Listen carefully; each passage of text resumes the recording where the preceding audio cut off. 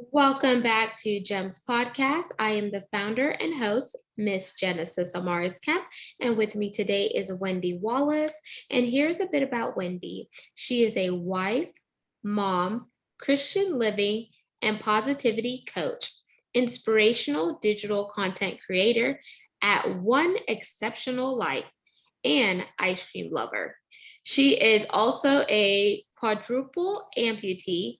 A flesh-eating bacterial infection resulted in a coma, 3-month hospital stay, and amputations of both hands and both feet. What you might consider the worst thing that could have happened actually was for her good and God's glory. By God's wonderful grace, she is living one exceptional life where in true form with 2 Corinthians 1 and 4, God comforted her in all her tribulations so that she can comfort, encourage, and lead other women to rediscover God's joy and peace amid the trials of life. And today, Wendy and I are going to spend time unpacking overcoming the storms of life through faith, gratitude, and positivity. So without further ado, please welcome Wendy Wallace to GEMS Podcast. Hi, Genesis. Thanks for having me. My pleasure, Wendy. So before we dive into our segment, I definitely want you to set the stage and let people know about what it's like going through being an amputee and how something as horrific or horrendous as that actually was beneficial for you, because from the outside looking in, people could definitely paint another picture or they can make assumptions. And we want to just start off the bat by crushing those assumptions and giving you the platform to tell your story better than what the outside world can say. Sure. Just to retract a little bit, I was a busy mom of 3 teenagers running a home business and a household, and I contracted what I thought was the flu, and within days I was on life support and I was in a coma for 3 weeks. And in that time they were trying to get rid of the bacteria. It was a flesh-eating bacteria that was very quickly spreading. And at one point, I was in that coma for 3 weeks. The doctor and my husband woke me up to let me know that in order to save my life, they had to amputate both hands and both feet. Basically, they gave me the choice, which being unconscious for a while prior to that was a little unusual, but they wanted to make sure that I knew what was going on. And so I agreed. I wasn't ready to leave my family yet. They knocked me out again. And then when I woke up, I was without my hands and my feet. And so it took me a while to rebound. Over the course of that time, I spent just so much time trying to understand why. Why did this have to happen to me? What did I do to deserve this? I had a really strong faith. The first place I turned when I woke up that day and realized that everything was missing, I went to the Lord in prayer and I just said, you have a reason for this. Please just help me through it. It's going to be a tough road. And I never got angry at God. I just counted on him and understanding that some way, somehow it was going to all work itself out. So in the process, I had to pretty much learn how to be a mom all over again. Not the emotional parts, but the physical parts, taking care of the kids. I could no longer cook for them or do their laundry or run them around town. I had to depend on them to do that. And so what I did is just dig into the Word of God, and I got to know the Lord better. I learned of his promises and just his character. And I never doubted for a second that he wasn't there by my side throughout the whole thing. And what I learned from the whole process was that we don't always know why things have to happen. Sometimes we find out here in this lifetime, sometimes we have to wait for eternity to find out what's going on. But I learned that for me, God had a plan. And there was a turning point in my recovery period where my daughter invited me to go tubing with her. And I thought she was crazy for inviting a woman with no hands and no feet to jump in an inner tube and float down the river. But my family never considered me to be disabled. And so this was a perfect example of that. She didn't see anything wrong with this, so why should I? And so I agreed to go with her, freaked out of my mind in fear, but I knew she wasn't going to let me die. But what it proved to me that day was that I was so much more capable than I ever was giving myself credit for. And so it was a wake-up call for me that if I could do something as crazy as go tubing, then there are other people who are probably struggling and needed that encouragement as well. I've always been a positive person, and this was really that, oh yeah, you've got this, and other people need what you can share. Wow. I went on to create my website, and it really, looking back now, it was God telling me these folks needed you. Wow. And thank you so much for sharing that, Wendy, because I definitely wanted to connect more than just at a surface level or just reading that in Mhm. the bio. But is there any way they knew what caused the flesh-eating bacteria? Do they know where it came from? They weren't solid. My best guess is it came from an ingrown hair.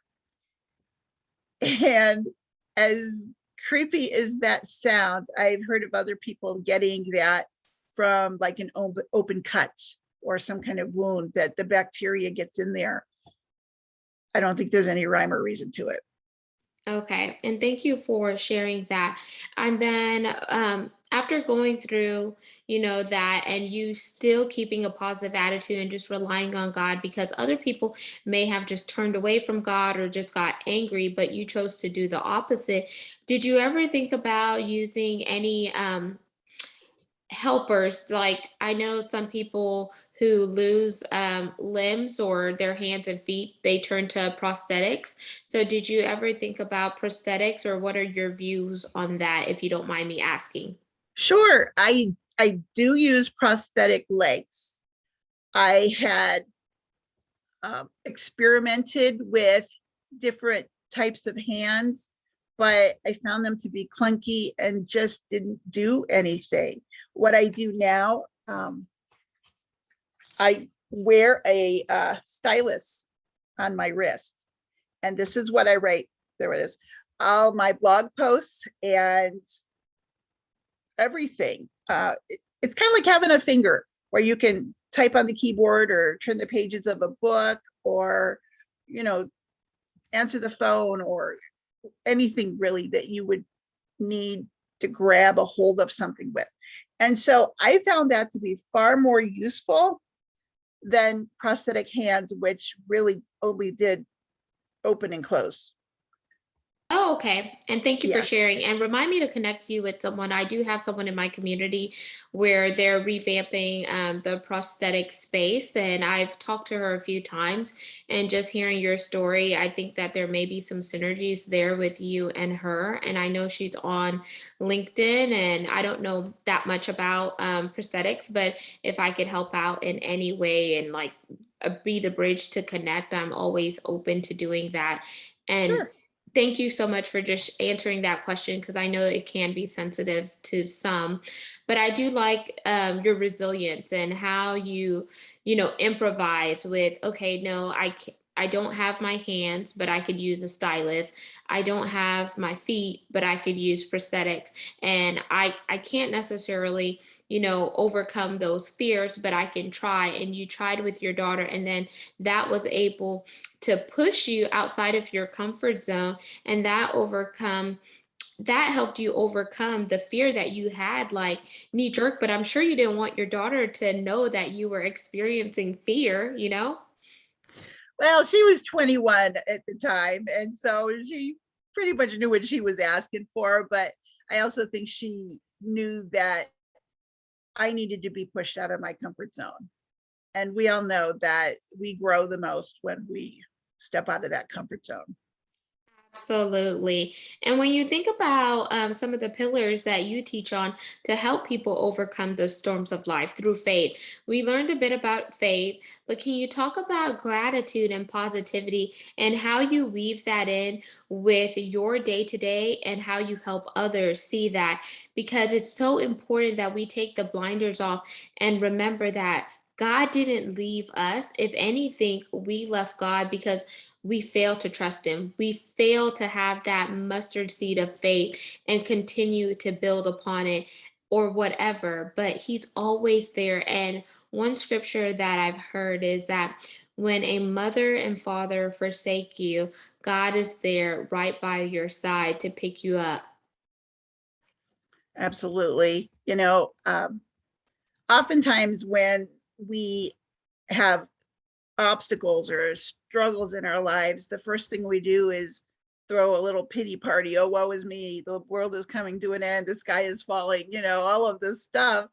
And I have never been a proponent of that type of a mindset. Even when I'm in a conversation with somebody who has that attitude, I always look for, yeah, but look at this blessing that's going on in your life right now. And if you weren't going through this, you wouldn't have this happening. So let's change the channel and take a look there. I believe that there's a blessing in every circumstance, whether it's good or bad. And I like to look for those. It's kind of a little game I play where if I'm having a bad day or the weather's crummy outside, I will just start thinking of things that I am thankful for. I'm a proponent of gratitude journaling and just keeping track of, 3 or 5 different things that would be considered blessings in your life on a daily basis. I like to think of them as answered prayers. And so when you are having that bad day, if you are in the habit of writing them down, you could always go back. If you can't think of anything that's happening today that you can find remotely positive and to be thankful for, you can always go back and look at prior answered prayers or blessings. It's the quickest way to turn yourself around when you're heading in a south mindset. I kind of related to changing the channel when you're watching television. If you're watching something you don't like what you're watching, you just change the channel. It's as simple as that. Now, granted, it takes a little practice to change the channel when you're in a negative space, but it's possible, and it's totally doable. It's just kind of one of those habits that you have to build. Yeah, and thank you for elaborating on it. And I like when you talked about the changing the channel. I don't know if you saw my action. I'm like the remote. Like Yep. you have a remote that you can control. You don't have to sit there and allow garbage and toxicity and other things that are not adding value to you to pollute your life. You have the ability to switch it and really stay in a positive mindset. And one thing that I like to help some of my coaching clients with is think about the level that you're operating in. And if it's not the level that fulfills you and makes you, be giddy, it's time for you to level up or go back inwardly and see, okay, is there something that I'm doing that is not producing the results? Do I need to spend time alone with God? Do I need to get alone and meditate? Do I need to, go on a self discovery? Or some people even bring in the power twins, which some people call them prayer and fasting. Do I need to consecrate myself so I could rebuild and really connect? And I always tell people, in life, I am a whip. And I say the whip without the H, so WIP, so work in progress. And I say I need to, like, I try to strive to have my vertical relationship with God in alignment so that way my horizontal could be aligned, because I'm not a perfect person. And there's going to be times where I slip, trip, and fall. There's going to be times where I may be nasty to my husband, not intentionally, but because, sometimes I let my emotions get the best of me. But in order to overcome those trials and struggles, you have to look yourself in the mirror and ask yourself, am I being the woman I was created to be? Am I happy with me? Do I like the way that I am reflecting and showing up? And feel free to comment on that, Wendy, because I think that's a part of, that overall positivity as well as gratitude. Because if you don't give yourself gratitude, how can you open up to give gratitude to others? Well, yeah. And, I judge every day by the word of God, my actions.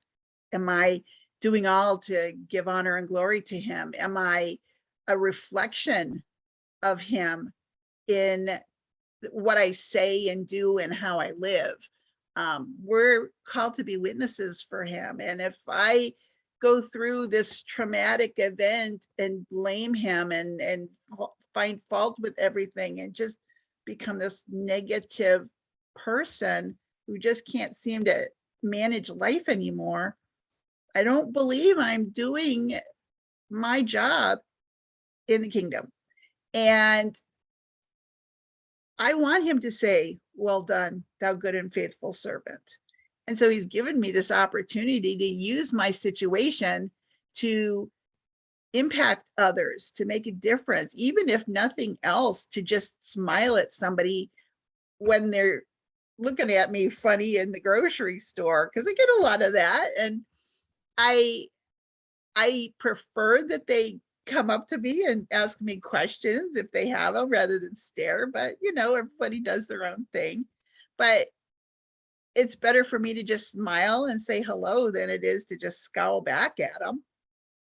Yes, and I would love to see you wear a shirt like my disability does not define me, it strengthens me. Because then if someone sees you with that shirt, they'll be like, wow. Because sometimes I hate where people just stop and stare, whether it's, someone walking with a cane or someone in the wheelchair. Like my father went from being independent to dependent via medical negligence, and he ended up passing away. So he was paralyzed from the waist down. So his entire quality of life changed from around May 20 something, 2020, up until when he passed away.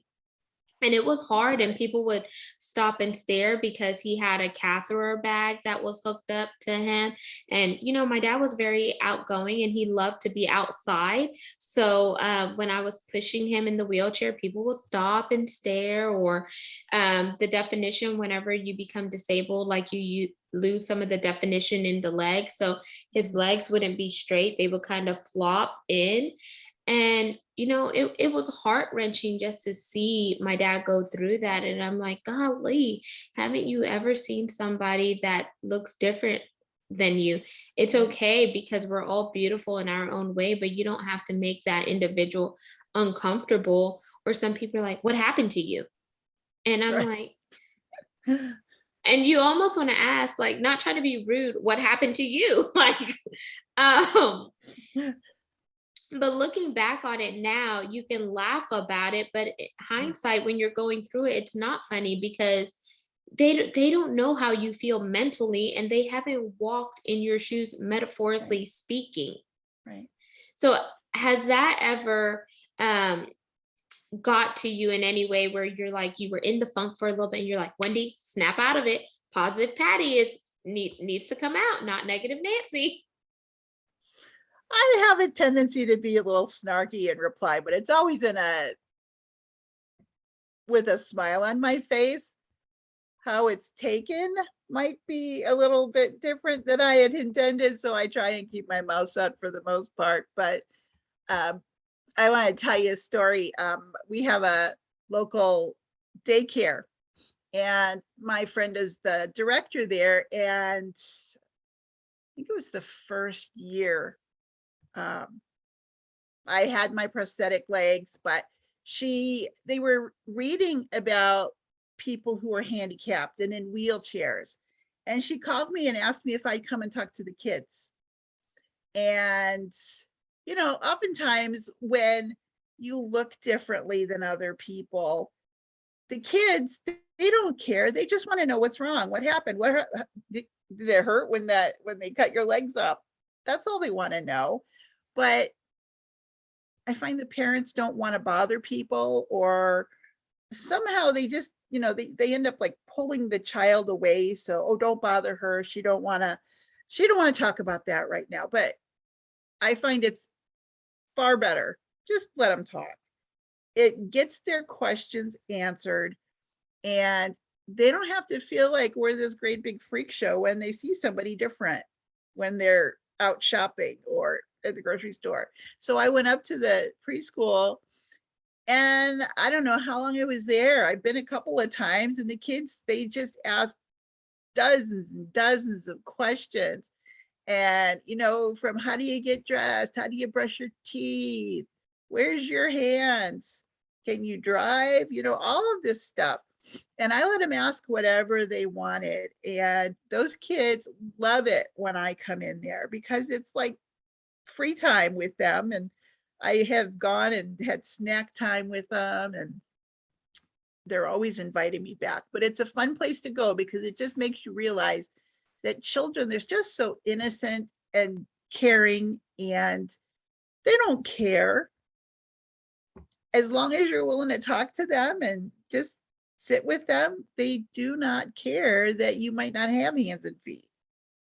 Absolutely. And sometimes I wish that us adults could be more like kids and go back to our inner child life where we do have the innocence and we're not so nasty and judgmental towards others. Because the minute we are, it shuts down the conversation with somebody else. And it also shuts down the trust factor, as well as that person wanting to be transparent. And I know I'm definitely going to have to bring you back on for another segment, Wendy, because I definitely want to hear about battles and breakthroughs, because I believe in this segment, we kind of highlighted it a bit, where the battles of you going from independent to changing some of your dynamics led to your breakthrough, and your breakthrough is allowing you to help others because you have these courageous conversations, or you may have difficult conversations which prompt other people to do the same, or encourage them to have that empowerment to use their disability or as their strengths, or don't even say disability, just use my differences allow me to connect and bridge the gap. Because I know some people don't like to say disability. So in your perspective, just out of respect, what do you like to say disabilities, or what other words can we say in lieu of that? I don't mind it. Hmm. I don't mind it. I see myself more as able-bodied than Hmm. disabled. Okay, I Um, like that. like I said, it's more about what I can do than what I can't. Perfect. So you focus on the things that you're able to accomplish for yourself, rather than the things that you can't accomplish, and by doing those it allows you to be independent versus dependent, right? Right. Okay, amazing. And Wendy, for anyone that resonates with this segment, or or if you want them to just learn more, to just remove the ignorance, please give them the call to action for this segment. Sure. Thank you. Well, through my experiences, I have learned to guide women out of chaos and into peace. Oftentimes when we face trials, it causes fear and doubt and anxiety, and we don't continue with the peace and joy that we could so readily have, that we can get from God, in fact. So what I this is why I'm so passionate about what I do, is helping women rediscover God's joy and peace amid the trials of their lives. And so I have a 5-step guide of unlocking peace in the midst of chaos. And Genesis is going to put that in the show notes there. But I'd like for you to reach out, grab your freebie, and let me know if you have any questions. Yes, I will definitely share that in the show notes, and I have all the info queued up here. And then, Wendy, for those who are interested in connecting further on social media, where do you hang out primarily? Primarily on Facebook and LinkedIn, but mostly on Facebook. I do accept friend requests if you tell me who you are and where you found me. And I have a free Facebook group called Women Living Exceptionally with Joy and Jesus. And I also have a website, oneexceptionallife.com.